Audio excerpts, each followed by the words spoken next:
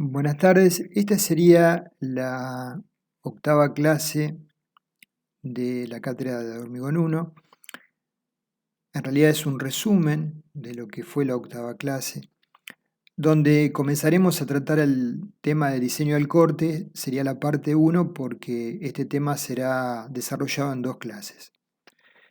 El material completo teórico de este tema, así como también el material práctico y ejemplos, eh, están disponibles para los alumnos que cursan en el Drive de la misma. Esto es solamente, como dijimos, un resumen de la citada clase. Respecto del diseño del corte, vamos a tratar el estudio del comportamiento al mismo de vigas esbeltas, donde la relación de la luz libre y la altura del elemento sea mayor que 8. Dentro de este ámbito vamos a desarrollar los análisis correspondientes y llegar a las ecuaciones de diseño. Y previamente haremos una reflexión respecto de los parámetros que intervienen para definir la resistencia al corte en una viga esbelta. Entre otros, son la forma de la sección, la esbeltez de la misma, la relación entre la luz y la altura, el tipo y ubicación de las cargas, la resistencia del hormigón, F'C en términos de resistencia a compresión y de resistencia a tracción, raíz de F'C, la adherencia a acero-hormigón, la distribución y cuantía de la armadura longitudinal, como veremos es una variable que en las nuevas versiones del código ASI 318 se ha modificado la incidencia de la misma en función de resultados nuevos de ensayos, cuantía y tipo de la armadura transversal, esfuerzos axiales actuantes en la pieza, por ejemplo cuando analizamos esfuerzos de corte en columnas, tamaño del elemento es otro concepto que se ha incorporado en el código ASI 318 en la versión 2019, y la relación entre el momento y esfuerzo de corte en una sección dada. La complejidad de lo que estamos planteando nos hace pensar claramente que el mecanismo resistente, a diferencia de lo que vimos en flexión, tracción y compresión, que era seccional, ahora es espacial. Y por ende, el grado de dificultad para arribar a expresiones de aplicación práctica con resultados con una aproximación adecuada es mayor. Y este tipo de expresiones se va modificando a lo largo del tiempo, actualizándose en los diversos códigos y reglamentos, y eso es lo que ha ocurrido a modo de ejemplo. En nuestro reglamento se fundamenta en el código ASI 318-2005. En la versión actual del código ASI 318-2019 ha habido modificaciones importantes respecto de las expresiones de diseño del corte. Debemos destacar que en las vigas de hormigón armado los esfuerzos que condicionan el diseño del corte son las llamadas tensiones principales, esfuerzos de tensión diagonal, que surgen de la combinación de los esfuerzos cortantes y de flexión. Estamos viendo una viga simplemente apoyada con una carga uniforme que suponemos tiene un comportamiento homogéneo y elástico. Hemos trazado las isostáticas de tracción y compresión y tomando un cubito cercano al apoyo a nivel del eje neutro, podemos observar en el cubo 2 que sobre el mismo actúan tensiones principales sigma 1 y sigma 2 de tracción y compresión con una inclinación genérica phi. Entonces de la figura observamos la trayectoria de estas tensiones de tracción y compresión que serían adecuadas y correctas para un material que tuviera un comportamiento homogéneo, isotrópico y elástico. Marqué en rojo porque sabemos de lo que hemos venido estudiando hasta el momento que el hormigón armado no tiene estas características, salvo en forma aproximada para bajos niveles de cargas, habitualmente por debajo de las cargas de servicio. Por lo tanto, cuando se fisuran las secciones de la viga y pasan algunas de ellas al estado 2, se modifica el mecanismo resistente con una redistribución de tensiones en el elemento. Y ya esta trayectoria que estamos viendo la realidad no la representa adecuadamente. El estado de tensiones en un punto de la viga queda definido cuando se conocen las tensiones normales y tangenciales según dos planos perpendiculares cualquiera. Los planos en que solo existen tensiones normales se denominan planos principales y son perpendiculares entre sí. Las tensiones que actúan sobre ellos se denominan tensiones principales y tienen la propiedad de ser las máximas y mínimas que actúan en el punto. Podemos obtener la expresión de las tensiones principales 1 y 2 en función de las tensiones según el eje de la viga sigma x, normales, sigma y tensiones tau. Para vigas en general se cumple que las tensiones normales al eje de la misma, salvo en la cercanía de los apoyos, sigma i se puede aproximar a tensiones nulas y por lo tanto nos queda la expresión de sigma 1, 2 en función de sigma x y tau. Obtenemos la tangente de 2φ igual a 2 tau sobre sigma x y para flexión simple en el eje neutro, sigma x es 0, tangente de 2φ es igual a infinito y por lo tanto el ángulo φ es 45 grados.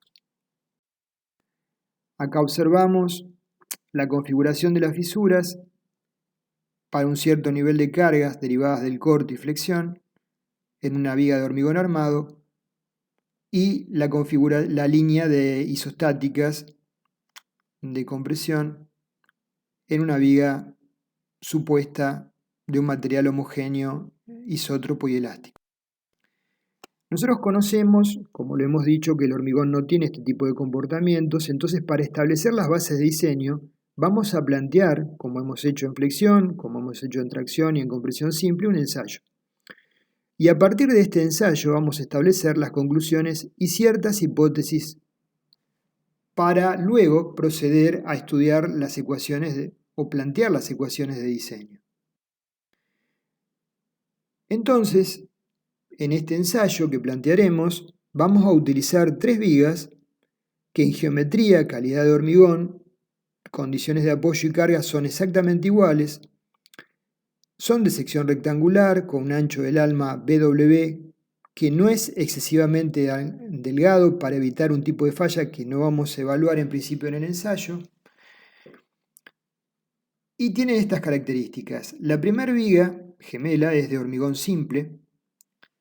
La segunda es una viga exactamente igual, de hormigón armado, pero carece de armadura de corte, pero sí tiene la armadura de flexión que hemos determinado en flexión simple para que rompa como una viga subarmada. Y la tercera viga es una viga igual, de hormigón armado, pero tiene armadura de corte. Comenzamos con el primer ensayo, la viga de hormigón simple. El comportamiento al corte de una viga homogénea, elástica, es aplicable en forma aproximada a una viga que sea de hormigón simple.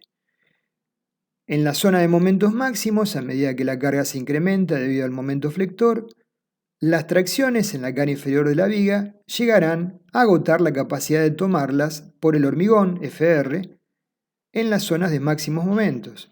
Cuando eso ocurre, se producirá una fisura repentina, frágil, y a partir de la misma una falla donde se fracturará el elemento, ¿sí? Como vemos en la foto, y el esfuerzo de corte va a tener poca influencia en la resistencia de la viga frente a esta situación. Es el primer caso, viga de hormigón simple. El segundo caso era una viga gemela de hormigón armado, pero que carecía de armadura de corte.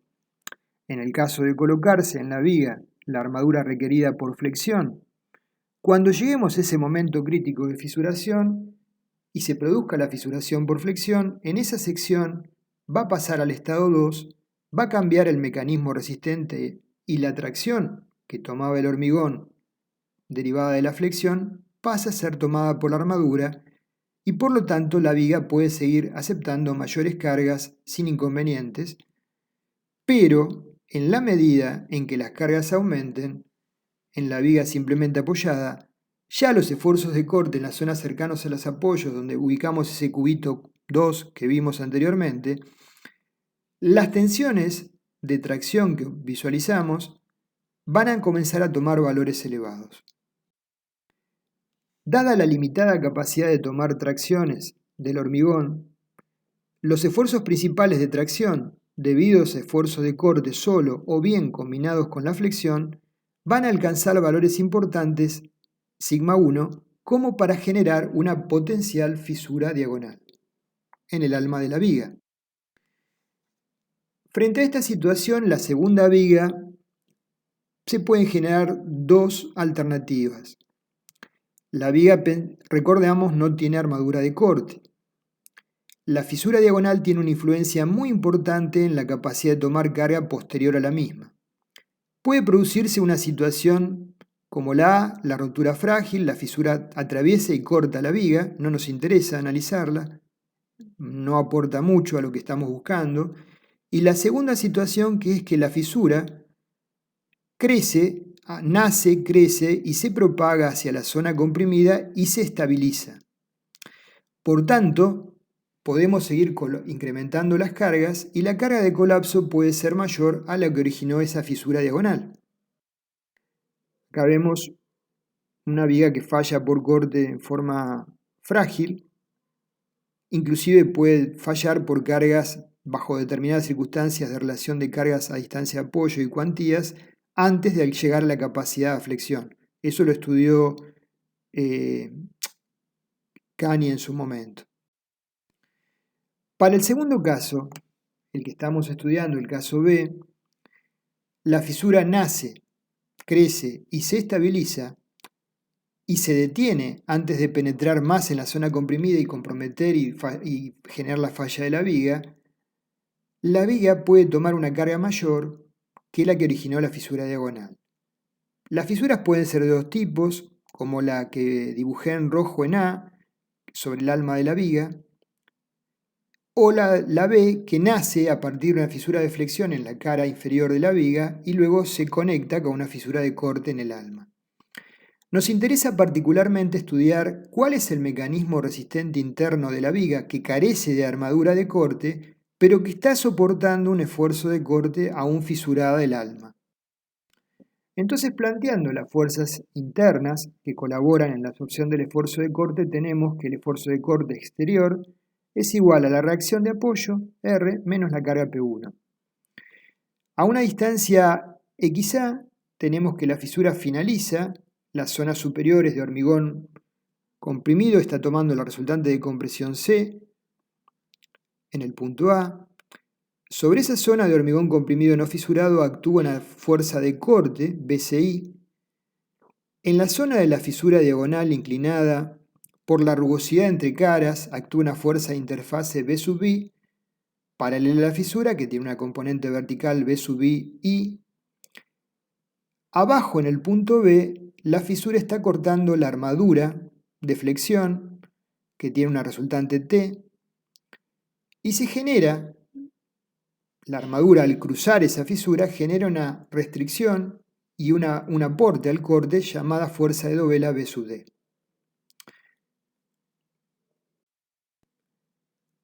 Una vez que se forma la fisura, no se puede transmitir a través de la misma ninguna fuerza de tracción en dirección normal a la fisura. Si la fisura tiene un reducido espesor, puede transmitir fuerzas en su propio plano, como vimos, mediante la trabazón de esas superficies que tienen una cierta rugosidad. Y esto da origen a las fuerzas de interfase B sub I, que pueden eventualmente alcanzar hasta un tercio del valor total de BC. Entonces, recordando el esquema de fuerzas internas, tenemos BCI, B sub I y B sub D. Ahora, primera conclusión, el esfuerzo de corte interno en la viga es tomado por la sumatoria de estos tres términos. Respecto a la fuerza de dovela, recordando que no hay estribos que soporten la armadura, la fuerza de dovela se genera a partir del apoyo de la armadura en el hormigón que está por debajo de la misma, que es el recubrimiento del hormigón, trabajando en el mismo tracción. Y como el hormigón carece de una capacidad importante de tomar tracciones, acá tenemos un punto crítico. Cuando la fuerza de dovela genera una tracción sobre ese hormigón por debajo de la armadura tal que agote esa capacidad, se va a producir una fisura que es paralela a la armadura y el desprendimiento del hormigón por debajo de esa armadura. Acá vemos arriba la fuerza de interfase graficada y la fuerza de dovela. Lo que les estoy planteando es que la armadura, para generar la fuerza de dovela, se apoya sobre el recubrimiento inferior de hormigón, ¿sí? Y cuando se agota la capacidad de tomar tracciones de ese recubrimiento, se produce una fisura paralela a la armadura y el desprendimiento del recubrimiento. Como consecuencia de este desprendimiento, desaparece la fuerza de dovela y para equilibrar el mismo esfuerzo de corte antes que desapareciese, se tiene que incrementar las componentes de la fuerza de interfase y la fuerza BCI en el hormigón no fisurado.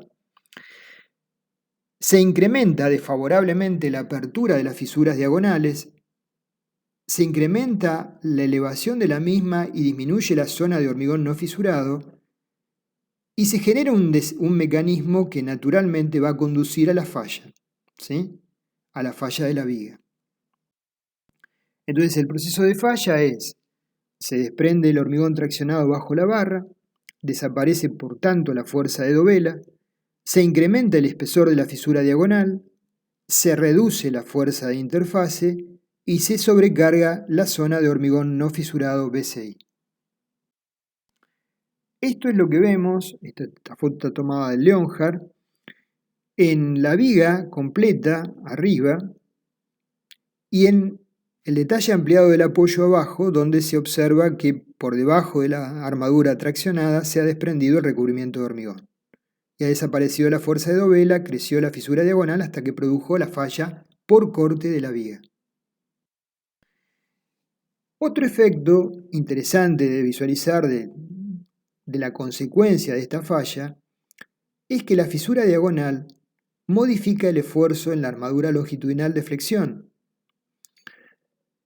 Nosotros en el dibujo vemos que a una distancia XA del apoyo, el momento es el momento derivado de esa distancia y la resultante interna sobre el hormigón es C y la resultante sobre la armadura es T. Dada la inclinación de la armadura, la fisura corta la armadura a una distancia no XA sino XB menor. Planteando momentos respecto de A, el momento externo es Rm por XA menos P1 por XA menos X1 y el momento interno es igual a T por Z su brazo de palanca, pero como T es la tracción en la armadura a una distancia B, lo llamo T sub B. Entonces T sub B por Z más B sub D por P, observen el dibujo en azul, menos BI, fuerza de interfase por D. Por equilibrio el momento exterior es igual al momento interior. Despejando el valor de la tracción en la armadura a la distancia B, observamos que es igual al momento exterior en A, menos BD por P, más BI por D, dividido Z. Como el término de BD y de BI son de signos opuestos y de valores muy reducidos, sin mayor error podemos anularlos y expresar que la tracción en la armadura a la distancia B es igual a lo restante, al momento exterior sobre Z. Pero el momento exterior ¿a qué distancia? A una distancia A, en el sentido de los momentos crecientes. Por lo tanto, como consecuencia de la fisura diagonal, la tracción en la armadura a una distancia B del apoyo es proporcional al momento no en la distancia B del apoyo, sino en el sentido de los momentos crecientes a una distancia mayor, una distancia A.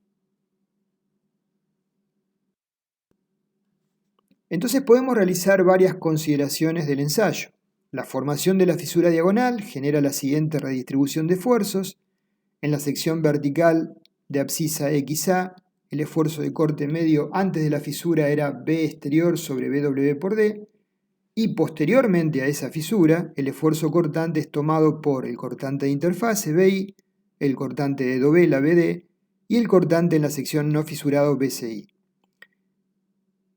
Entonces, si bien todavía no tenemos posibilidades de evaluar el aporte de cada uno de ellos, sabemos que la viga puede seguir resistiendo cargas en función de este mecanismo interno que acabamos de mencionar.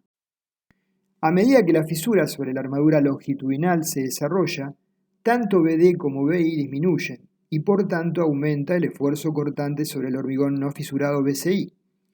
Sobre dicha área, cada vez menor, debido al crecimiento de la fisura diagonal, actúa el esfuerzo resultante de compresión C. Otra consecuencia es que antes de la fisura diagonal, como mencionamos, el esfuerzo en la armadura ubicada a una distancia XB era proporcional al momento en esa sección MXB. Luego de producida la fisura, el momento a la distancia, el esfuerzo en la armadura a la distancia B es proporcional no al momento en B, sino al momento en A, un momento mayor, porque está en el sentido de los momentos crecientes. Es decir, que aumenta súbitamente el esfuerzo en la armadura, en la sección, hecho que se conoce habitualmente en la bibliografía como decalaje del diagrama de momentos. Acá se puede visualizar la zona de hormigón no fisurado que aporta BCI, la inclinación de la fisura diagonal y la reacción de apoyo. Nos queda por ver la tercera viga, que era la viga que tenía las mismas condiciones que la anterior, pero aparte armadura de corte. Ensayo de la viga con armadura de corte. La armadura de corte no tiene un efecto importante en la etapa previa a la formación de las fisuras diagonales. Las mediciones realizadas en ensayos sobre los estribos muestran que los esfuerzos en los mismos son muy reducidos previo a la fisuración. El esfuerzo de corte previo a la fisuración es tomado predominantemente por el hormigón no fisurado. Se supone que la armadura de corte para el ensayo está constituido por estribos rectos no muy distanciados de tal forma que cualquier fisura potencial sea cruzada por una rama de los mismos. Cuando se produce la fisura potencial, una o varias ramas de ellos cruzan la fisura. Por lo tanto, aportan una componente denominada B sub S, que se suma a BCI más B sub I más B sub D, y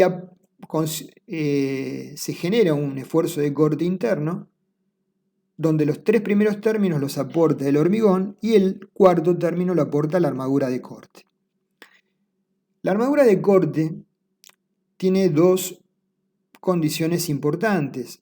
Cruza la fisura y por lo tanto restringe su crecimiento e incremento en el espesor, y por otro lado proporciona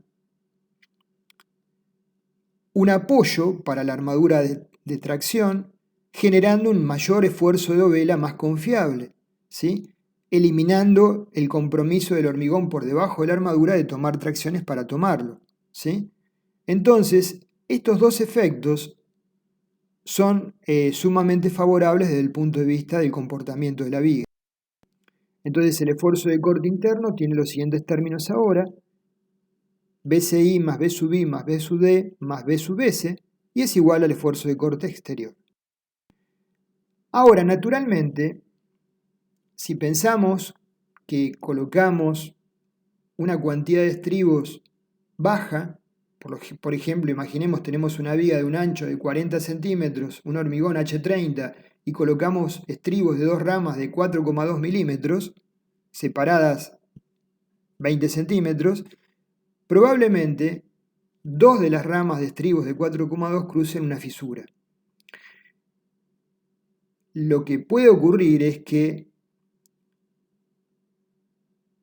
esos estribos lleguen rápidamente a fluencia. Y aun cuando hayamos colocado una cuantía acorde, para algún nivel de cargas, esos estribos van a llegar a la tensión de fluencia. Cuando lleguen a la tensión de fluencia, todos los efectos que hemos mencionado como favorables desaparecen. ¿Por qué?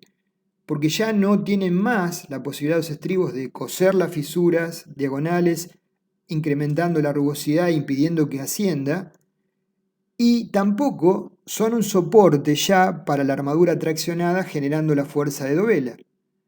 Entonces ocurre que apenas los estribos ingresan en fluencia, muy poco después la viga falla por corte. Es inminente la falla. Esto ocurriría siempre y cuando el alma de la viga no sea excesivamente delgada, tan debido que origine que antes de este tipo de falla se produzca el agotamiento de las bielas comprimidas de hormigón, tema que todavía no hemos tratado, concepto que en el CIRSOC 20182 lo define bajo la tensión tau 03, que hablaremos posteriormente. Entonces, ¿cuándo se produciría este tipo de falla?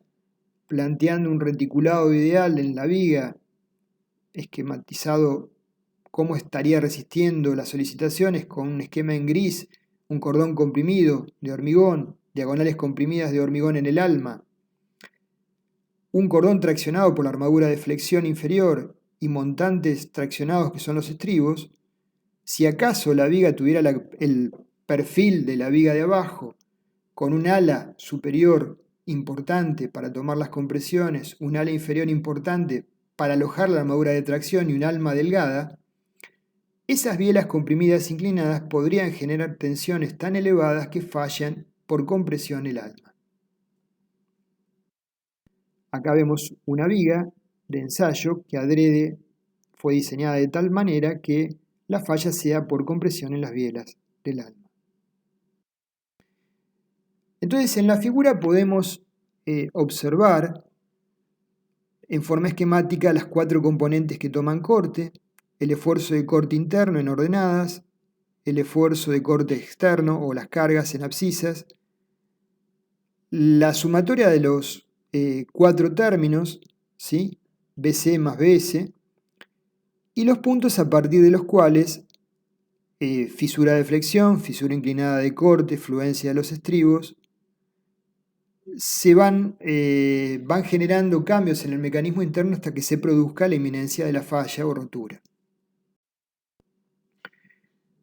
Hasta la fisura de flexión todo el corte es tomado por el hormigón no fisurado, en estado 1. A partir de la fisura inclinada se empiezan a manifestar claramente las componentes de la fuerza de interfase, dovela y la BCI que ya está presente anteriormente. Y recién a partir de la fisuración inclinada se empiezan a manifestar el aporte de los estribos, ¿sí? Cuando los estribos llegan a la fluencia, naturalmente no pueden aportar más, no pueden limitar las deformaciones y decae rápidamente la fuerza de dovela desapareciendo y la fuerza de interfase y se desencadena para un incremento muy limitado de carga la falla.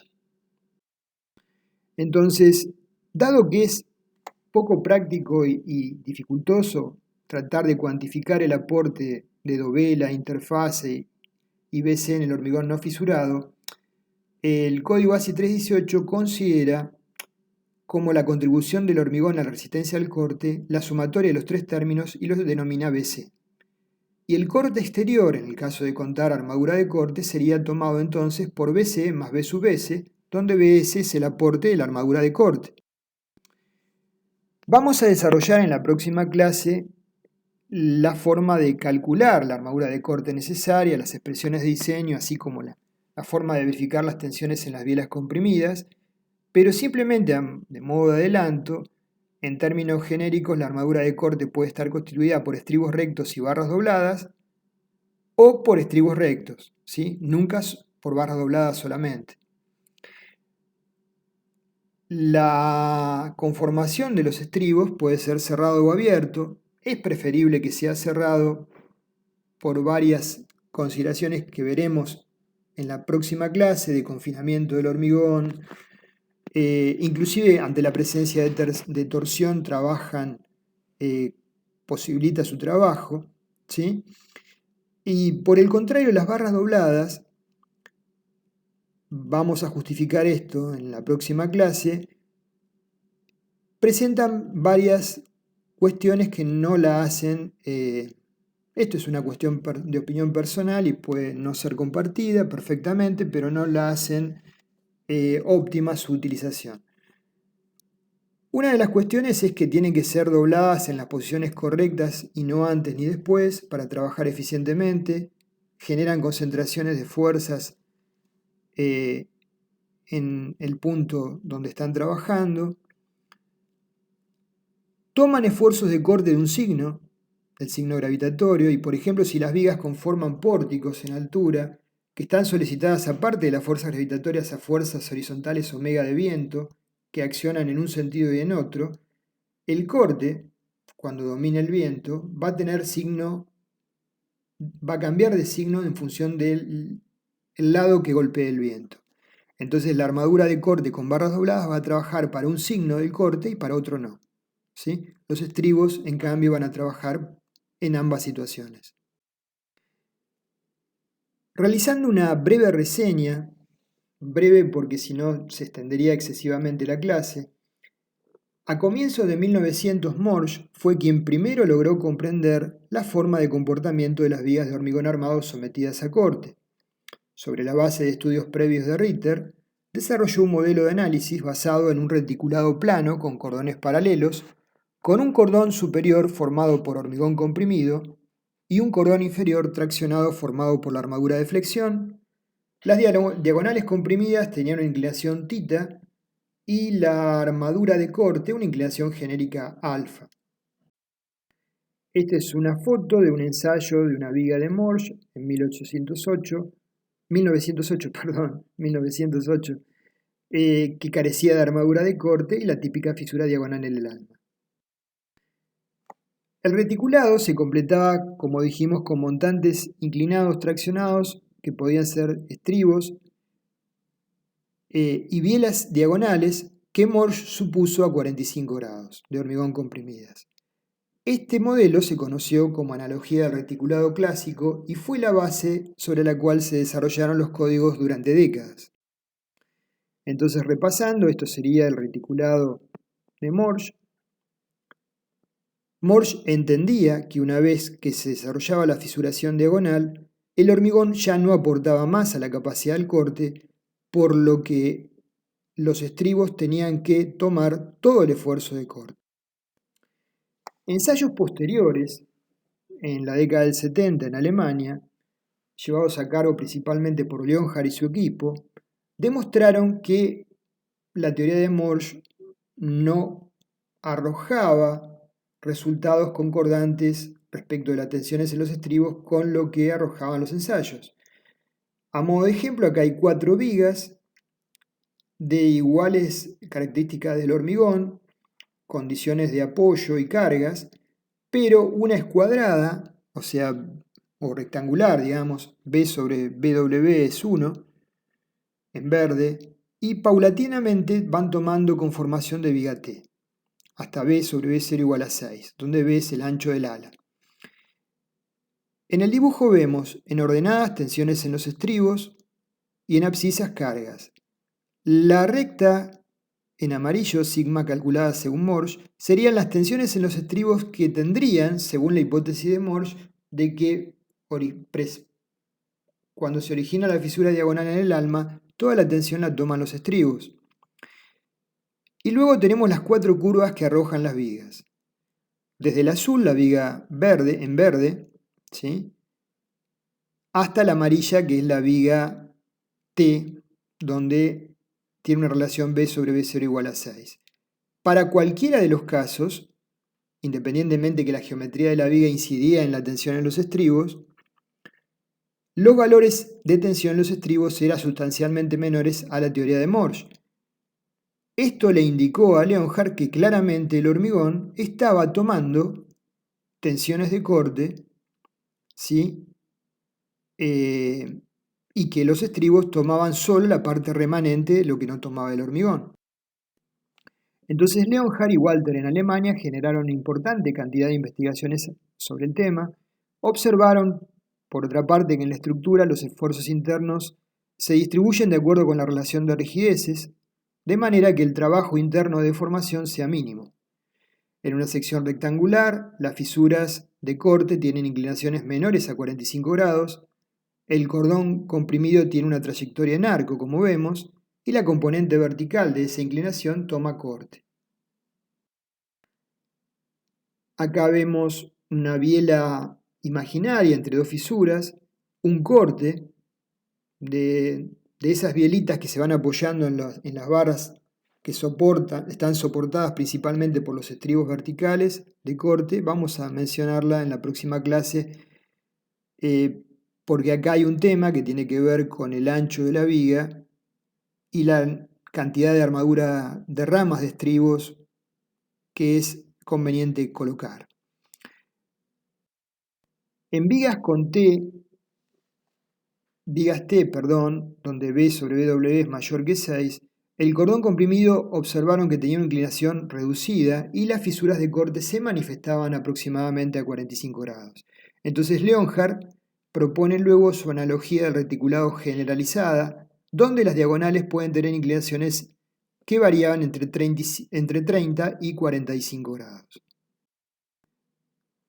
En cuanto a las formas de resistencia al corte, si nosotros tenemos una viga simplemente apoyada con sistema de cargas y seccionamos un segmento diferencial de X de viga entre las secciones A y B y restablecemos el equilibrio en la cara izquierda y derecha, en la cara izquierda un momento M y un esfuerzo de corte B, y en la cara derecha suponemos que el esfuerzo de corte es constante B y el momento se incrementó en M más diferencial de M, planteando el equilibrio respecto de A, tenemos que el esfuerzo de corte B es igual al diferencial de momento respecto de X.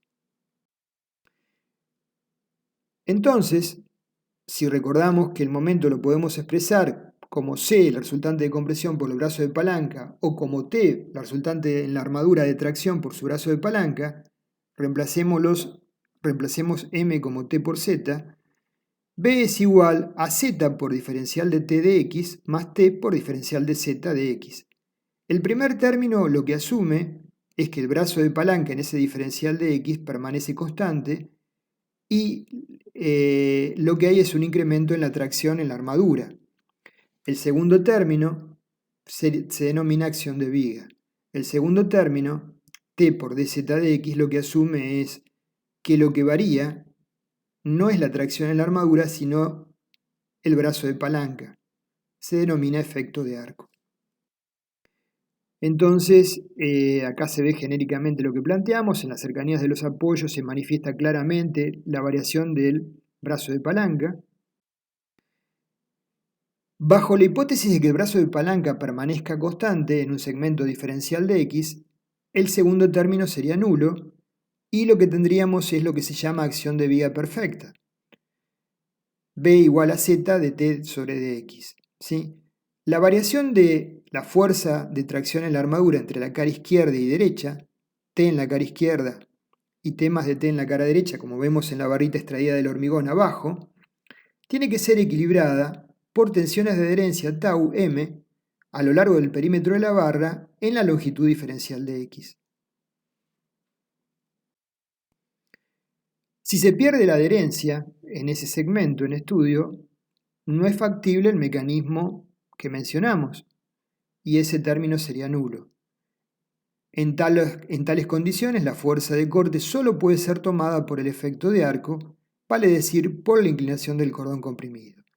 Y acá, en forma muy simplificada, veríamos esquemáticamente cómo sería el cordón comprimido y las zonas donde Z permanecería constante, aproximadamente, y las zonas donde Z es claramente variable. El mecanismo de arco solicita severamente los anclajes extremos de la armadura. Si imaginamos internamente el cordón comprimido en una viga simplemente apoyada en forma gris,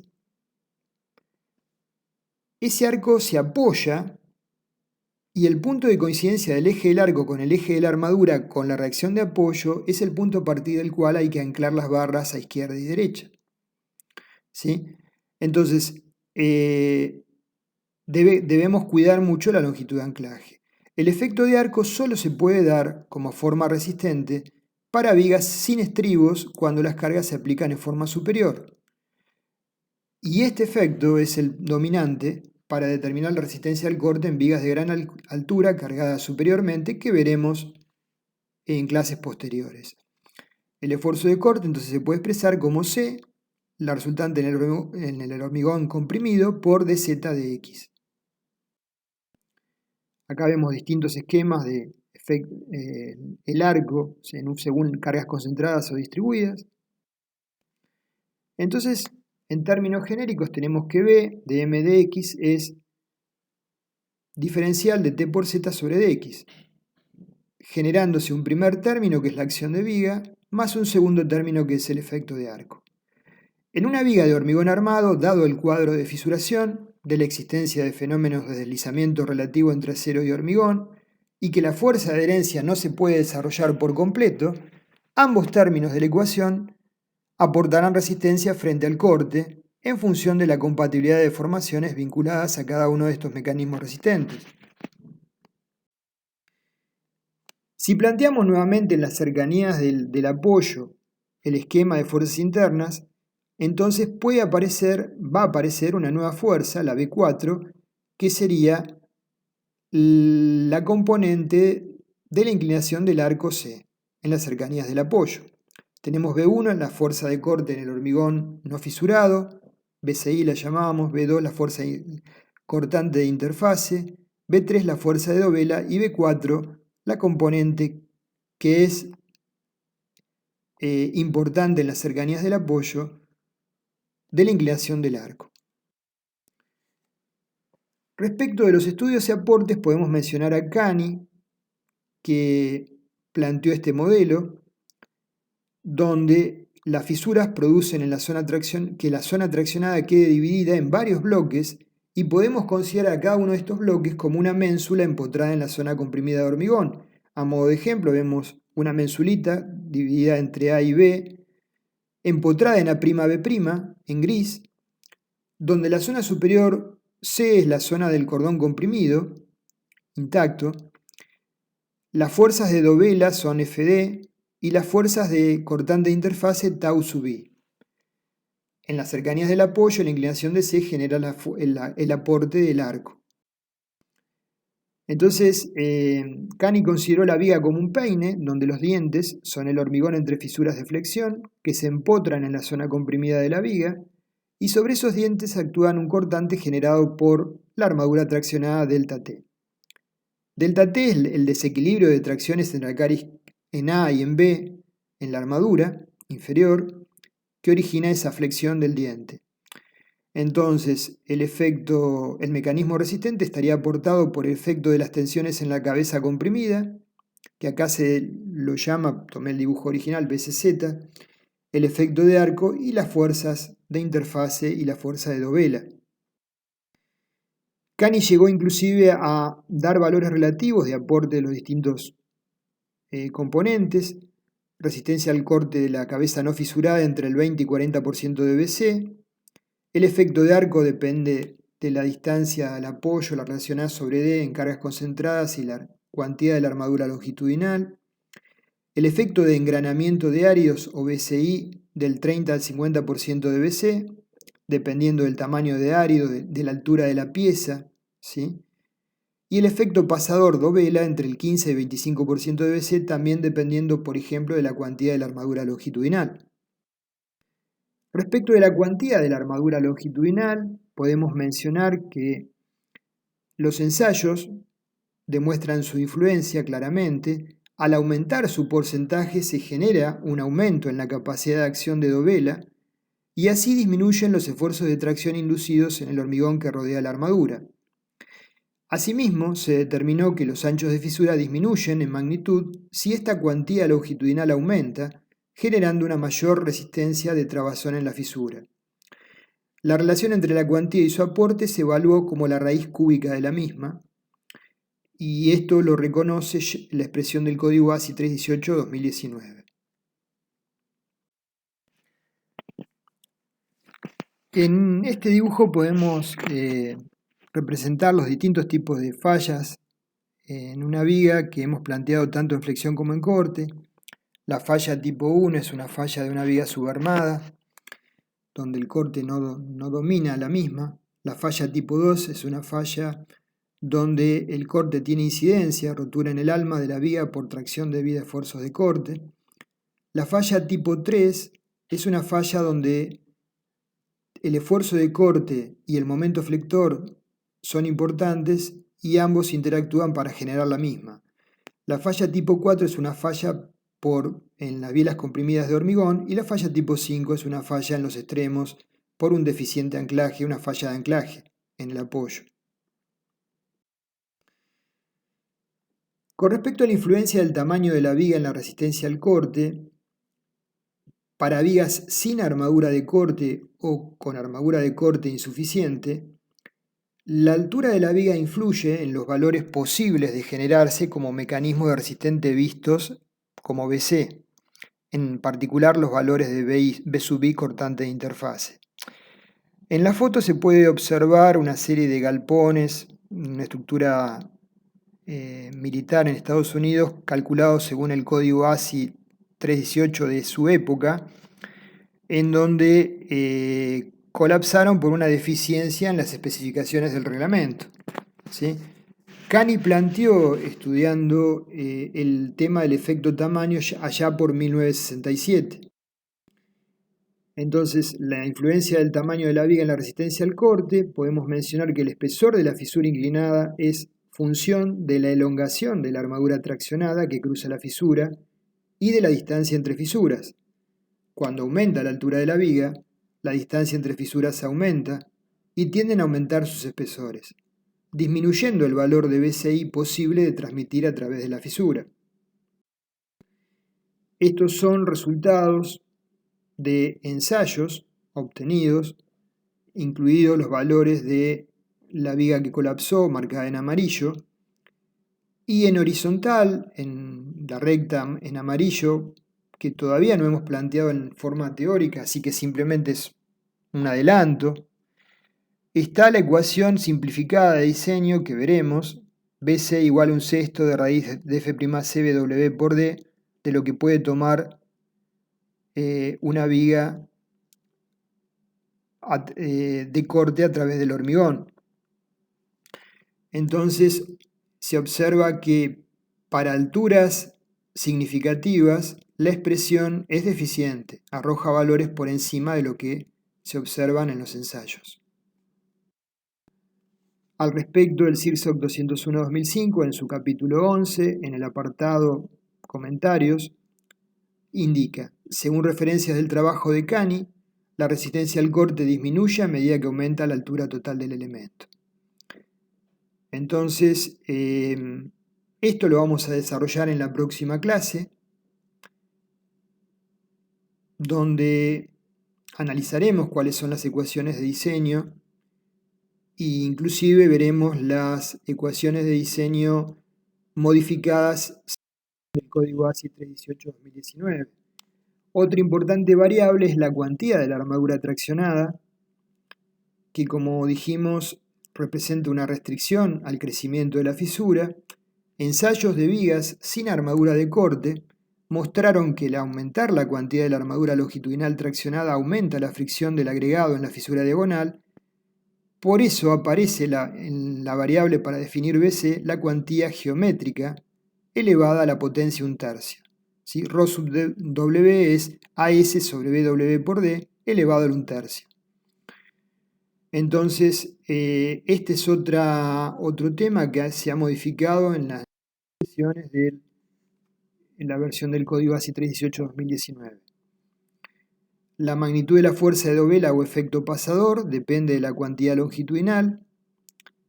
Por ejemplo, una armadura traccionada compuesta por 2 capas de barras o más configura una restricción relativa importante. Entonces, respecto de esto, el informe del ASI 426 sugirió que la reducción de la capacidad del esfuerzo cortante asociada con la reducción de la cuantía longitudinal puede explicarse por un aumento del ancho de la fisura, lo que genera una resistencia inferior del mecanismo cortante-fricción, una fisuración a flexión más alta que reduce el tamaño de la zona de compresión y a su vez conlleva una reducción del efecto pasador. O sea, que la cuantía longitudinal, en la medida que es reducida, tiende a aumentar el espesor de las fisuras diagonales, ascender la fisura y reducir la zona de hormigón comprimida y reducir el efecto dovela. Bueno, de esta manera no he terminado con la primera clase real, pero a los fines de no cansarlos tanto, corto acá este video y terminaré con el video de la octava clase en un próximo video más breve. Gracias.